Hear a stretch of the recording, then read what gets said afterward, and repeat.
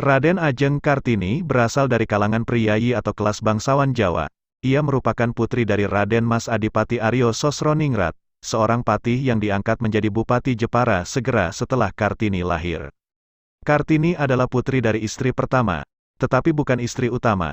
Ibunya bernama M. Angasirah, putri dari Nyai Haji Siti Aminah dan Kiai Haji Madirono, seorang guru agama di Telukawur, Jepara.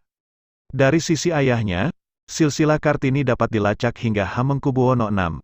Garis keturunan Bupati Sosroningrat bahkan dapat ditilik kembali ke istana kerajaan Majapahit.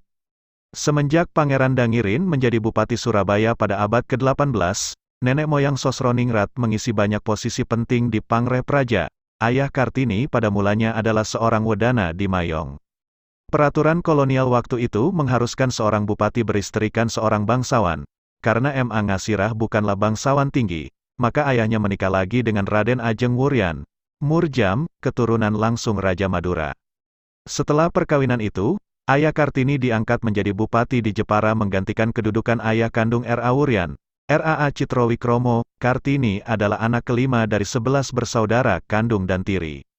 Dari kesemua saudara sekandung, Kartini adalah anak perempuan tertua. Kakeknya, Pangeran Aryo Condronegoro keempat, diangkat bupati dalam usia 25 tahun dan dikenal pada pertengahan abad ke-19 sebagai salah satu bupati pertama yang memberi pendidikan barat kepada anak-anaknya.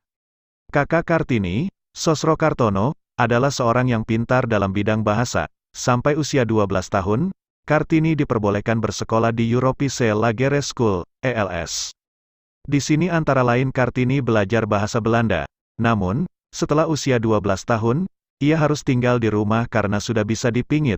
Karena Kartini bisa berbahasa Belanda, di rumah ia mulai belajar sendiri dan menulis surat kepada teman-teman korespondensi yang berasal dari Belanda.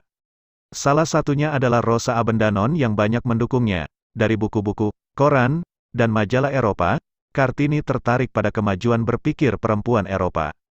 Timbul keinginannya untuk memajukan perempuan pribumi. Karena ia melihat bahwa perempuan pribumi berada pada status sosial yang rendah, Kartini banyak membaca surat kabar Semarang The Locomotive yang diasuh Peter Broshoff.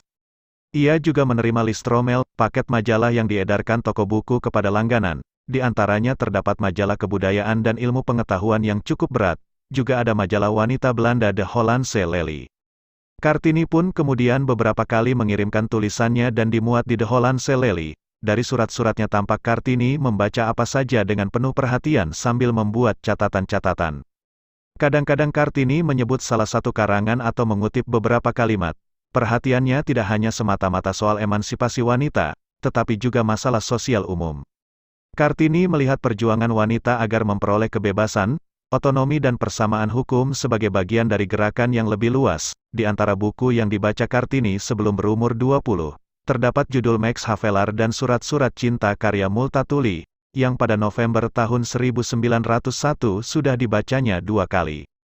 Selain itu, Kartini juga membaca De Stille Kraag, Kekuatan Gaib, karya Louis Couperus dan karya Van Eeden yang bermutu tinggi, karya Augusta de Wit yang sedang-sedang saja, roman feminis karya Nyonya Gukop de Jong van Beek dan sebuah roman anti-perang karangan Bertha von Suttner, Die Waffen Nieder, Letakkan Senjata.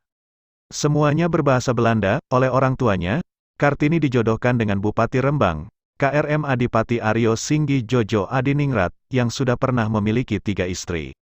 Kartini menikah pada tanggal 12 November tahun 1903. Suaminya mengerti keinginan Kartini dan Kartini diberi kebebasan dan didukung mendirikan sekolah wanita di sebelah timur pintu gerbang kompleks kantor Kabupaten Rembang, atau di sebuah bangunan yang kini digunakan sebagai gedung pramuka. Anak pertama dan sekaligus terakhirnya, Susalit Jojo Adiningrat, lahir pada tanggal 13 September tahun 1904. Beberapa hari kemudian, tanggal 17 September tahun 1904, Kartini meninggal pada usia 25 tahun. Kartini dimakamkan di Desa Bulu, Kecamatan Bulu, Rembang. Berkat kegigihan Kartini, belakangan didirikan sekolah wanita oleh Yayasan Kartini di Semarang pada 1912, dan kemudian di Surabaya, Yogyakarta, Malang, Madiun, Cirebon dan daerah lainnya.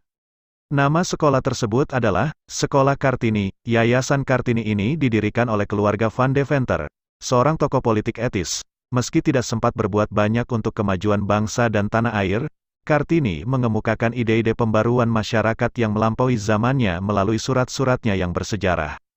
Cita-citanya yang tinggi dituangkan dalam surat-suratnya kepada kenalan dan sahabatnya orang Belanda di luar negeri, seperti Tuan E.C. Abendanon, Ni M.C.E. Oving Soer, Zihandelar, Prof. Dr. G.K. Anton dan Ni Tuan H.H. von Kohl, dan Ni H.G. de Boy Boissevijn. Surat-surat Kartini diterbitkan di negeri Belanda pada 1911 oleh Merje H. Abendanon dengan judul Door Duisternis tot Licht, diterjemahkan ke bahasa Indonesia oleh sastrawan pujangga baru Armejen Pain pada 1922 dengan judul Abis Gelap Terbitlah Terang.